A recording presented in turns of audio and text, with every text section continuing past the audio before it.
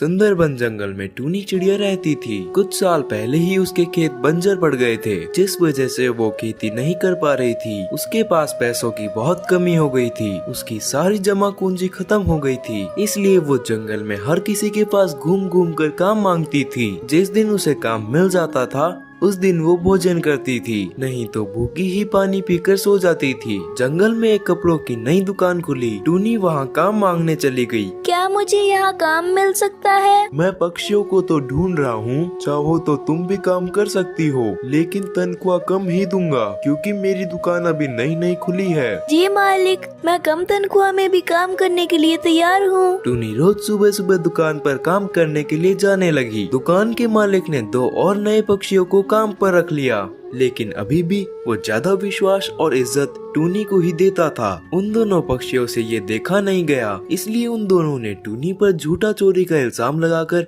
उसे दुकान से निकलवा दिया। चारी टूनी रोती हुई घर आई। अब उसके पास कोई काम नहीं बचा था। उसकी हालत बहुत बुरी हो चुकी थी। तभी एक दिन टूनी की बूढ़ी चाची उससे मिलने आती है। अरे कैसी हो टूनी बेटा, और आजकल क्या कर रही हो? चाची, मैं अपनी हालत आपको कैसे बताऊं? मेरे साथ बहुत बुरा हुआ है। टूनी रोते रोते सारी बातें चाची को बताती है। अरे बेटी रो मत, मैं तुम्हारे लिए काम लेकर ही आई हूँ। एक बार चुप होकर सुन तो लो। हाँ चाची, बोलिए। बेटी तुम तो देख ही रही हो ना, मैं कितनी बूढ़ी हो चुकी हूँ। आज हो शायद कल नहीं, मेरे पास एक बहुत ही बड़ा लीची का खेत है। अब मैं खेत को संभालने लायक नहीं रही। उन पेड़ों पर हर साल बहुत अच्छी लीचियाँ लगती है। मैं तो बस उस खेत पर थोड़ी सी अनाज ही उगा पाती हूँ, इसीलिए चाहती हूँ कि कोई मेरे लीची के खेत की देखभाल करे। जी चाची, मैं आपके लीची के खेत की अच्छे से देखभाल करूँगी। बेटी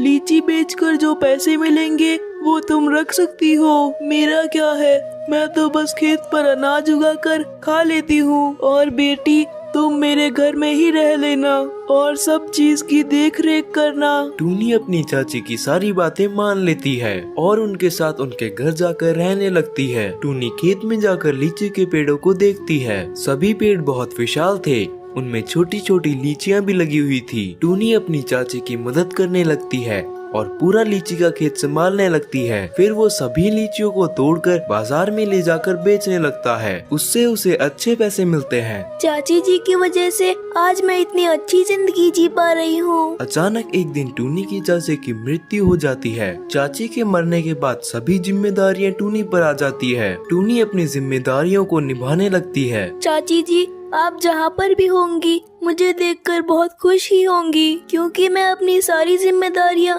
अच्छे से निभाऊंगी और आपको कभी दुखी नहीं करूँगी। 1 साल बीत चुका था।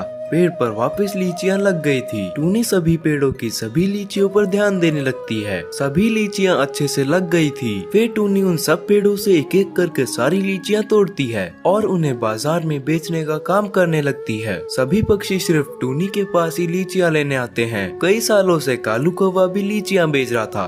उसे ये सब पसंद नहीं आया। कालू कौवा सोचता है, अरे ये अचानक कहाँ से आ गया?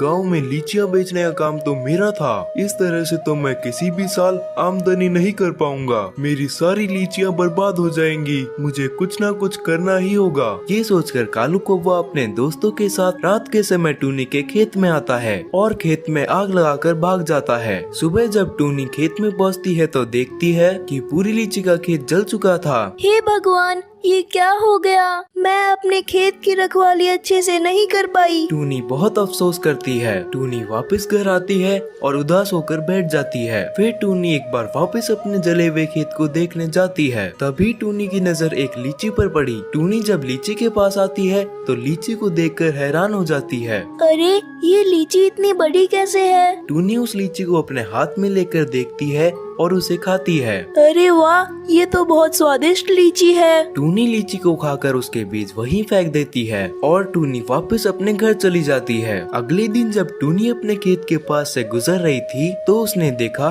कि उसके खेत में एक बड़ा सा लीची का पेड़ लगा हुआ है और उस पेड़ पर लीचियां भी थी। अरे कहीं मैं सपना तो नहीं देख रही ना? उसके खेत में बहुत सारे लीची के पेड़ लग रखे थे। टूनी सोचती है शायद कल मैंने जो लीची खाई थी वो जादुई थी और शायद उस जादुई लीची के बीजों से ये सारे पेड़ लग गए। टूनी अब बहुत खुश थी। वो उस पेड़ पे से एक लीची तोड़कर अपने हाथ में देखती है। तभी पेड़ में से एक लीची कहती है, टूनी, तुम बहुत अच्छी पक्षी हो, इसीलिए तुम्हारे सारे लीची के पेड़ वापस लग गए। टूनी देखती है कि एक लीची ये सब कह रही है। अरे तुम कौन हो? मैं जादुई लीची हूँ और इन सभी पेड़ों पर जादुई लीचियाँ लगी हुई है। जैसे ही तुम सारी लीचियाँ तोड़ लोगे, कुछ देर बाद वहाँ पर लीचियाँ वापस आ जाएगी। क्या सच में? ये तो बहुत अच्छी बात है। इससे मेरी बहुत अच्छी कमाई हो जाएगी। हाँ, ये सारी लीचियाँ पूरी साल उगेगी। हाँ, वो तो ठीक है, लेकिन अगर पिछली बार की तरह अगर किसी ने मेरे पेड़ को वापस जला दिया तो